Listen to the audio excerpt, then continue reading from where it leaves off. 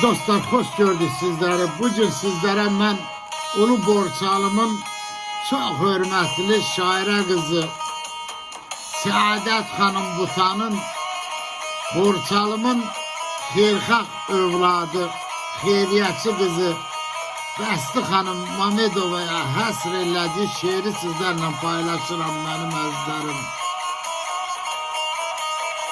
Saadet Hanım yazır ki, dağların havası, gülü, çiçeği, ömür gün mənası, ay Bəsti Hanım.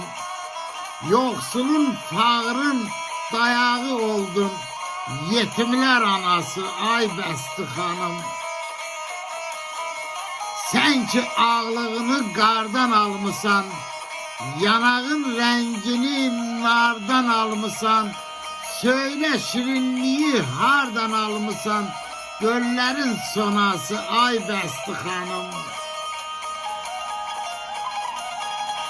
Ayrıla bilmedin yurt torpağından, aldın vügarını şimdi dağından, şimdi kendinin bahçe bağından, çemenler lalası, ay Bəsti Hanım. Ben gezip dolandım koca dünyanı, gördüm yaxşılıktı yaxşılık hanı, sevdim Borçalını, Azerbaycan'ı, yurdun divanesi, ay Bəsti Hanım. Buta değer sen ne güzel insansan, düşmene kılınçsan, dostuna cansan, yaradan saklasın ne mehribansan, baş keçip balası, ay Bəsti Hanım, göllerin sonası, ay Bəsti Hanım. Sağ olun dostlar.